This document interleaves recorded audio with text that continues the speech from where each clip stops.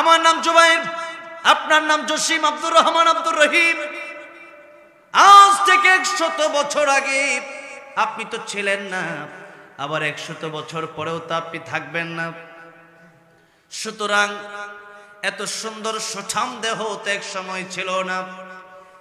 ছিলাম রক্ত, হলাম গোস্ত, এরপরে হলাম হাড্ডি, এরপরে আল্লাহ ভিতরে দিলেন রুহু। রুহু আবার যেদিন চলে যাবে, কবি বলেন ইঞ্জিনটা চইলা গেলে হায় রে হায় রে হায়, ডাব্বাটা পইরা রইবে এই যে দুনিয়ায়। ইঞ্জিন যেদিন চলে যাবে, রুহু যেদিন চলে যাবে, যে স্ত্রীকে ছাড়া এখন ঘুমাতে পারেন না, ওই স্ত্রী আপনার ঘরে জায়গা দেবে না। মা বাবা কত আপন। আল্লাহর ইবাদতের পরে আল্লাহ মা বাবার কথা বললেন, ওই মা বাবাও তো আপনার আমার জায়গা দেবে না, কেউ জায়গা দেবে না। আপনি কত বড় নেতা, হাজার হাজার মানুষ আপনার নামে স্লোগান দেয়, এই স্লোগান আর থাকবে না। লাশ আই লাশ, কিচ্ছু নাই, খালি বডির কোনো মূল্য নাই। আসল তো ছিল রুহু। আল্লাহ বলেন রুহু যদি ভালো হয় তাহলে আমি আল্লাহর কাছে বড় দামি হয়ে যাব। ইল্লা মান আতাল্লাহ বিকলবিন সলিম।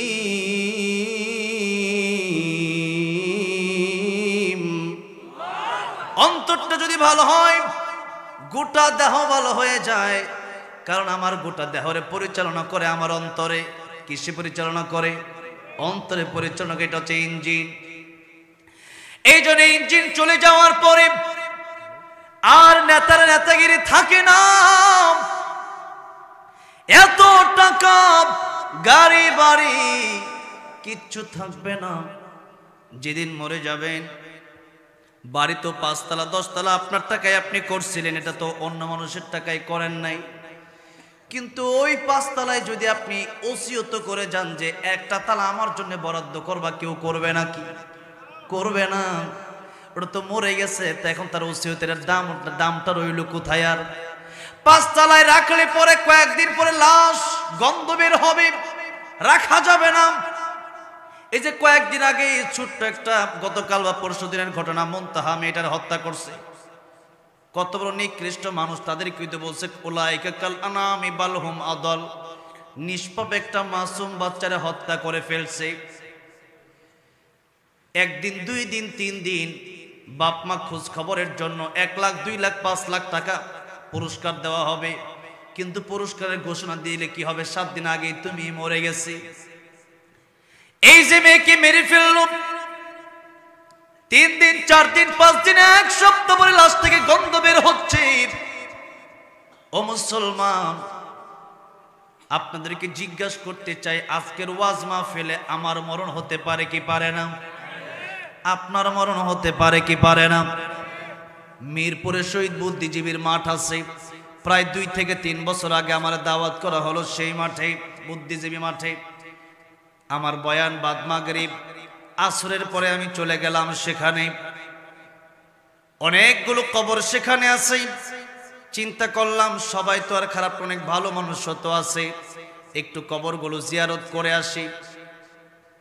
অনেকগুলো কবর জিয়ারত করতে করতে করতে করতে হঠাৎ করে আমার চোখের সামনে একটা লেখা ভেসে উঠল, ফিরোজ শাহ গানের শিল্পী। আমার মনে পড়ে গেল সেই কথা, ফিরোজ শাহ তো সেই শিল্পী, যে শিল্পী গানের মঞ্চে গান গাচ্ছিল। 1 মিনিটের নাই ভরসা, সঙ্গ হবে রং তামাশা। দম ফুরাইলে বন্ধু চক্ষু বুঝিলে, দম ফুরাইলে বন্ধু চক্ষু বুঝিলে। 1 মিনিটের নাই ভরসা, তার মুখ থেকে যখন উচ্চারণ হচ্ছিল, স্টেজের ভিতরে মাইকটা নিয়ে পড়ে গেল। মানুষ চিন্তা করলো কি বেহুশ হয়ে গেল না কি হলো।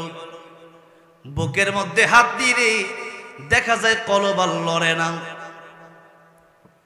এই তো ছিল জীবন, আমার আপনার জীবন তো এই তো জীবন। এখানে আলোচনা করে আমি আবার বাড়ি যেতে পারবো কিনা জানি না, আপনি আলোচনা শুনে বাড়ি যেতে পারবেন কিনা জানেন না। সুতরাং আল্লাহ রাব্বুল আলামিন বললেন, ইযা জাআ আজালুহুম লা ইস্তাখিরুনা সাআতাও ওয়া লা ইস্তাকদিমুন। মৃত্যুর সময় যখন চলে আসবে, এক সেকেন্ড আগেও মরণ আসবে না, এক সেকেন্ড পরেও মরণ আসবে না। মরণের সময় হয়ে গেলে সাথে সাথে মালাকুল মাউত চলে আসবে। সুতরাং মৃত্যুর প্রস্তুতি আমাদের 24 ঘন্টা নিয়ে রাখার দরকার আছে না নাই? জোরে বলেন। আল্লাহ বললেন সূরা তাহা, ইন্নাস সাআতা আতিয়াতুন আকাদু খুফিহা লিতুজজা কুল্লু নাফসিন বিমা তাসআ। এখানে সা মানে কিয়ামত বলা হয়েছে, কিন্তু কিয়ামতের দুইটা ব্যাখ্যা এসেছে। আল্লাহর নবী বললেন, একটা হলো কিয়ামতে কুবরা, আরেকটা হলো কিয়ামতে সুগরা। কুবরা মানে বড়, সুগরা মানে ছোট। নবীজি বললেন, মান মাতা ফাকাদ কামাত কিয়ামাতুহু, যার যেদিন মরণ হয়ে যায় তার সেদিন থেকেই কিয়ামত শুরু হয়ে যায়। মরণ যেদিন হয়ে যাবে কিয়ামত শুরু হয়ে যাবে।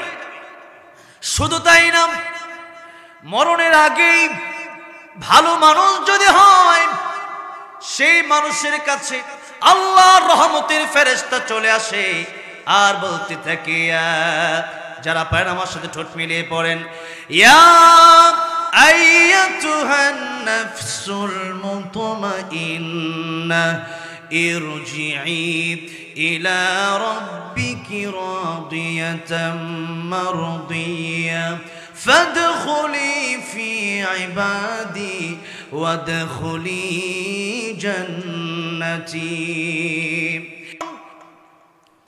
চলে যাও তোমার রবের দিকে। কোন অবস্থায়? রাদিয়াতাম মারদিয়া, তোমার আল্লাহ তোমার প্রতি খুশি, তুমি আল্লাহর প্রতি খুশি, কোনো টেনশন নাই, কোনো চিন্তা নাই। লাল গালিচা বিছিয়ে দিলাম, চলে আসো আমার আল্লাহর কাছে। মরতে দেরি হবে, আমার আল্লাহর সাথে তোমার সাক্ষাৎ হতে দেরি হবে না। সুবহানাল্লাহ, জোরে কোন। আল্লাহর দেখার ইচ্ছা আছে না নাই? দেখা হবে জান্নাতে। কোথায় দেখা হবে? দুনিয়ার মানুষের প্রেমে পাগল হইছেন, শুধু মানুষের প্রেমে পাগল হয়েন না, এই দুনিয়ার সুন্দর সৃষ্টি দেখে পাগল হবেন না। এই সৃষ্টির স্রষ্টা যিনি, তিনি কে? তোমার সৃষ্টি যদি হয় এত সুন্দর, না জানি তাহলে তুমি কত সুন্দর, কত সুন্দর।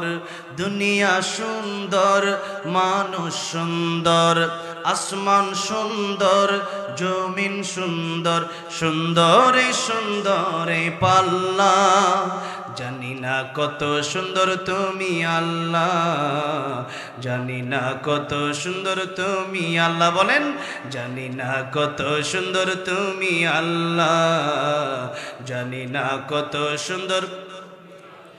ঝরনা ছুটে চলে একে বেঁকে, পৃথিবীর বুকে কত ছবি এঁকে।